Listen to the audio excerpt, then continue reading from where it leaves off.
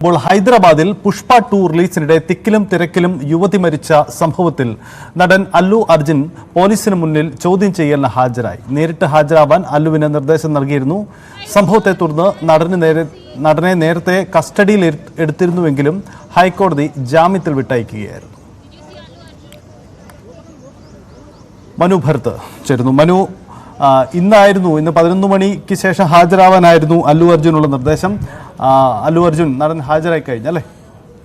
ഇത് അല്ലു അർജുൻ ഇന്ന് രാവിലെ തന്നെ നിയമവൃത്തങ്ങളുമായി കൂടിക്കാഴ്ച നടത്തി. അദ്ദേഹത്തിൻ്റെ നിയമോപദേശകർ അദ്ദേഹം ഈ കാര്യം ധരിപ്പിച്ചു. ചൊവ്വാഴ്ച ഹാജരാകണമെന്ന് നേരത്തെ തന്നെ പോലീസ് അദ്ദേഹത്തിന് നിർദ്ദേശം നൽകിയിരുന്നു. സ്വാഭാവികമായും അല്ലു അർജുൻ്റെ ജാമ്യം റദ്ദ് ചെയ്യണമെന്ന് ആവശ്യപ്പെട്ടുകൊണ്ടൊരു നീക്കം ഇവിടെ സുപ്രീം കോടതിയിലേക്ക് നീങ്ങാനുള്ളൊരു സാഹചര്യം മുൻകൂട്ടി അല്ലു അർജുനെ അടുത്ത് നിൽക്കുന്ന നിയമവൃത്തങ്ങൾ കാണുന്നുണ്ട്. കാരണം തെലങ്കാന സർക്കാർ ഇത്തരത്തിൽ സുപ്രീം കോടതി സമീപിച്ച് അല്ലു അർജുൻ അന്വേഷണവുമായി സഹകരിക്കില്ല, അല്ലെങ്കിൽ സാക്ഷികളെ സ്വാധീനിക്കാൻ ശ്രമിക്കുന്നതെന്ന് തുടങ്ങിയ ആരോപണങ്ങൾ ഉന്നയിച്ച് ഈ ജാമ്യം റദ്ദാക്കാനുള്ള ഒരു നീക്കം നടക്കാനുള്ള സാധ്യത മുൻകൂട്ടി കാണുന്നുണ്ട്. അപ്പോൾ അതുകൊണ്ട് തന്നെ ഈ അന്വേഷണവുമായി പൂർണ്ണമായി സഹകരിക്കുക എന്ന നിലപാടാണ് അല്ലു അർജുൻ സ്വീകരിച്ചിരിക്കുന്നത്. അത് നേരത്തെ അദ്ദേഹം വ്യക്തമാക്കുകയും ചെയ്തതാണ്, അന്വേഷണവുമായി അങ്ങേയറ്റം സഹകരിക്കും. അപ്പോൾ സ്വാഭാവികമായും പോലീസ് അല്ലു അർജുനെ വിളിച്ചു വരുത്തുന്നു. അദ്ദേഹത്തിൻ്റെ ഒരു മൊഴി രേഖപ്പെടുത്തലായിരിക്കും ആദ്യഘട്ടം. പിന്നീട് അദ്ദേഹത്തെ വിശദമായി ചോദ്യം ചെയ്യുകയും ചെയ്യും എന്നാണ് മനസ്സിലാകുന്നത്. ഏതായാലും അതൊക്കെയായി പൂർണ്ണമായി സഹകരിക്കാൻ തന്നെ അല്ലു അർജുൻ തീരുമാനിച്ചിരിക്കുന്നു. ഇതിനിടയിലാണ് തീൻമാർ മല്ലയ്യ എന്ന മറ്റൊരു കോൺഗ്രസ് നേതാവ് അവിടെ മെഡിപ്പള്ളി പോലീസ് സ്റ്റേഷനിൽ ഒരു പരാതിയുമായി എത്തിയിരിക്കുന്നത്. അവിടെ പുഷ്പ 2-ൻ്റെ സിനിമയ്ക്കകത്ത് പോലീസുകാരെ അപമാനിക്കുന്ന തരത്തിലുള്ള ചില ദൃശ്യങ്ങളുണ്ട് എന്ന ആക്ഷേപമാണ് ഈ കോൺഗ്രസ് നേതാവ് ഉന്നയിക്കുന്നത്. ഇദ്ദേഹം ന്യൂസ് 18-നുമായി അവിടെ ഹൈദരാബാദിൽ സംസാരിച്ചപ്പോൾ പറഞ്ഞത്, ഇത്തരം ദൃശ്യങ്ങൾ സിനിമയിൽ ഉൾപ്പെടുത്തിയത് മനഃപൂർവ്വമാണ്. അത് പോലീസിനെ അധിക്ഷേപിക്കാൻ വേണ്ടി മനഃപൂർവ്വം ആണ് ഈ സ്വിമ്മിംഗ് പൂൾ ദൃശ്യം അല്ലെങ്കിൽ സ്വിമ്മിംഗ് പൂൾ രംഗം ഉൾപ്പെടുത്തിയത്, അത് ഒഴിവാക്കേണ്ടതായിരുന്നു എന്നൊക്കെ ഉള്ളൊരു ആരോപണമാണ് അദ്ദേഹം നടത്തുന്നത്. ഏതായാലും അല്ലു അർജുനെതിരെ ഭരണകക്ഷിയും സർക്കാരും ശക്തമായി നീങ്ങുന്നു. അദ്ദേഹത്തിന് ജാമ്യം റദ്ദാക്കാനുള്ള വഴികൾ ആരായുന്നു എന്നൊക്കെ ഉള്ള ഒരു വിമർശനം അവിടെ നിന്ന് ഉയരുകയാണ്. ഈ ഘട്ടത്തിൽ പോലീസുമായി പൂർണ്ണമായി സഹകരിച്ച് അന്വേഷണത്തോട് സഹകരിക്കാമെന്ന് അല്ലു അർജുൻ കരുതുന്നു. കാരണം ഈ മരിച്ച സ്ത്രീയുടെ ഭർത്താവ് തനിക്ക് പരാതിയിൽ നിന്ന് പിന്മാറിയാൽ കൊള്ളാം എന്ന നിലപാടാണുള്ളത്. കാരണം കുഞ്ഞിൻ്റെ ചികിത്സയ്ക്ക് ആവശ്യമായ സഹായങ്ങളെല്ലാം അല്ലു അർജുൻ ചെയ്യുന്നുണ്ട്. കഴിഞ്ഞ ദിവസം 50 ലക്ഷം രൂപ കൈമാറിയിട്ടുണ്ട്. അതുകൂടാതെ മറ്റ് സഹായങ്ങളും വാഗ്ദാനങ്ങളും ഉണ്ട് എന്നാണ് മനസ്സിലാക്കുന്നത്. അപ്പോൾ സ്വാഭാവികമായും കുടുംബം അല്ലു അർജുനോടൊപ്പം നിൽക്കുന്നു. അതേസമയം സർക്കാർ ഇതിൽ ശക്തമായ നിലപാട് വേണം എന്ന ഒരു ഇതാണ്. കഴിഞ്ഞ ദിവസം അല്ലു അർജുൻ്റെ വീട് ആക്രമിച്ചവരിൽ 6 പേരെ അറസ്റ്റ് ചെയ്തിട്ടുണ്ട്. ഇവരെല്ലാം രേവന്ത് റെഡ്ഡിയുടെ നാട്ടുകാരാണെന്ന ഒരു വിമർശനവും അതിനിടയിൽ ഉയർന്നു വരികയാണ്.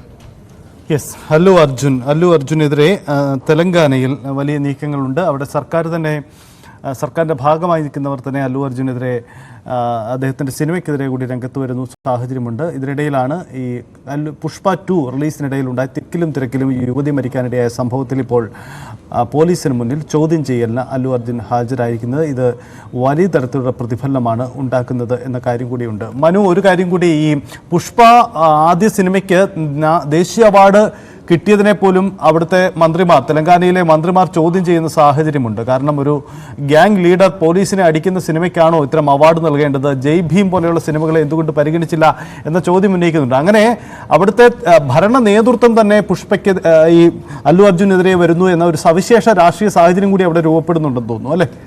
ഇത് രാഷ്ട്രീയമായ അല്ലു അർജുൻ കോൺഗ്രസിനെ പിന്തുണച്ചില്ല എന്ന ഒരു വാശിയുടെ പുറത്താണ് ഇത്തരം ആക്രമണങ്ങൾ എന്ന ആരോപണം കനത്ത് നിൽക്കുന്നു. പക്ഷേ അതേസമയം രേവന്ത് റെഡ്ഡി പറയുന്നൊരു കാര്യമുണ്ട്.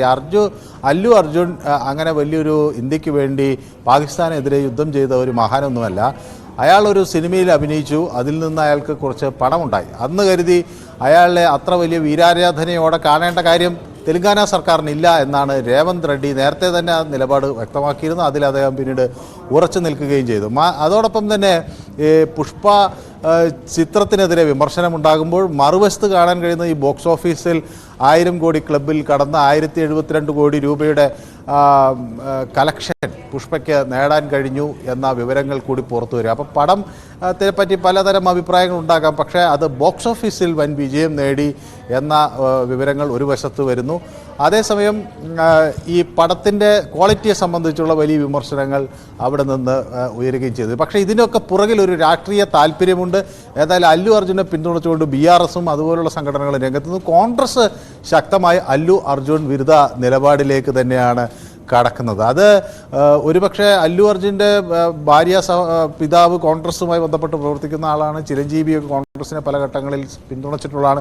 പക്ഷേ മാത്രമല്ല അല്ലു അർജുൻ ഒരു രാഷ്ട്രീയ പാർട്ടി രൂപീകരിക്കുമെന്നൊക്കെയുള്ള ചില കിംവദന്തികൾ പല കോണുകളിൽ നിന്ന് ഉയർന്നു. പിന്നീട് അല്ലു അർജുൻ തന്നെ അത് നിഷേധിക്കുകയും ചെയ്തു. അങ്ങനെ ഒരു രാഷ്ട്രീയ പാർട്ടിയെക്കുറിച്ചൊന്നും താൻ ആലോചിക്കുന്നില്ല എന്ന്. ഏതായാലും അത് കോൺഗ്രസുമായി അത്ര രമ്യതയിൽ അല്ലാത്ത ഒരു നീക്കം അല്ലു അർജുൻ നടത്തി, അല്ലെങ്കിൽ കോൺഗ്രസ് പറഞ്ഞ തരത്തിലേക്ക് അല്ലു അർജുൻ പ്രതികരിച്ചിട്ടില്ല എന്നതുകൊണ്ടാകണം ഈ ആക്രമണം എന്ന് ഏതായാലും വലിയ തോതിൽ വിമർശനം ഉയരുകയാണ്.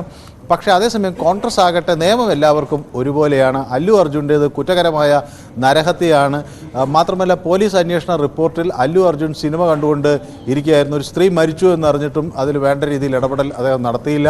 പിന്നീടും ഈ വാഹനത്തിന് പുറത്തിറങ്ങിയതിന് ശേഷം ആളുകളെ കൈകാണിക്കുകയും ആരാധകരെ ഇളക്കി വിടുകയും ചെയ്യുന്ന പ്രവർത്തനങ്ങൾ ചെയ്തു. അപ്പോൾ അല്ലു അർജുനന് അതിൽ കൃത്യമായൊരു പങ്കുണ്ട്.